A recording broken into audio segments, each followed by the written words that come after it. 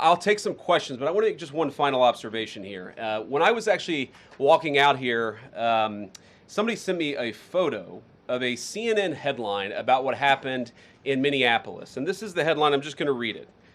Outrage after ICE officer kills U.S. citizen in Minneapolis. Well, that's one way to put it, and that is the way that many people in the corporate media have put this attack over the last 24 hours. And I say attack very, very intentionally, because this was an attack on federal law enforcement. This was an attack on law and order. This was an attack on the American people. The way that the media, by and large, has reported this story has been an absolute disgrace, and it puts our law enforcement officers at risk every single day. What that headline leaves out is the fact that that very ICE officer nearly had his life ended, dragged by a car 6 months ago, 33 stitches in his leg. So you think maybe he's a little bit sensitive about somebody ramming him with an automobile? What that headline leaves out is that that woman was there to interfere with a legitimate law enforcement operation in the United States of America. What that headline leaves out is that that woman is part of a broader left-wing network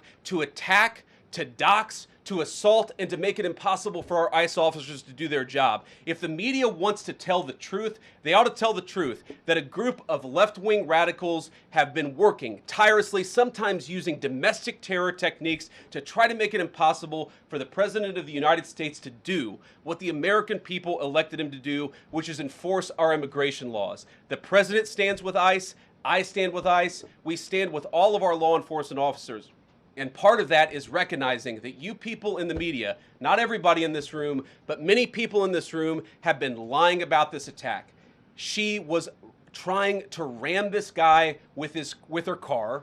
He shot back. He defended himself. He's already been seriously wounded in law enforcement operations before, and everybody who's been repeating the lie that this is some innocent woman who was out for a drive in Minneapolis when a law enforcement officer shot at her, you should be ashamed of yourselves.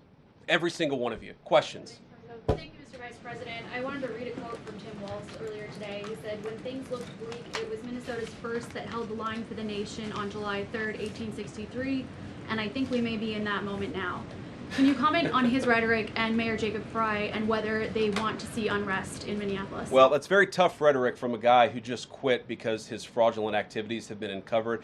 Look, Tim Walz is a joke. His entire administration has been a joke. The idea that he's some sort of freedom fighter, he's not. He's a guy who has enabled fraud and maybe, in fact, has participated in fraud. That's what this new Assistant Attorney General position is going to find out. I don't care what Tim Walz says. I care about getting to the bottom of this fraud for the American people, and I care about enforcing the nation's immigration laws. That's what we're going to stay focused on.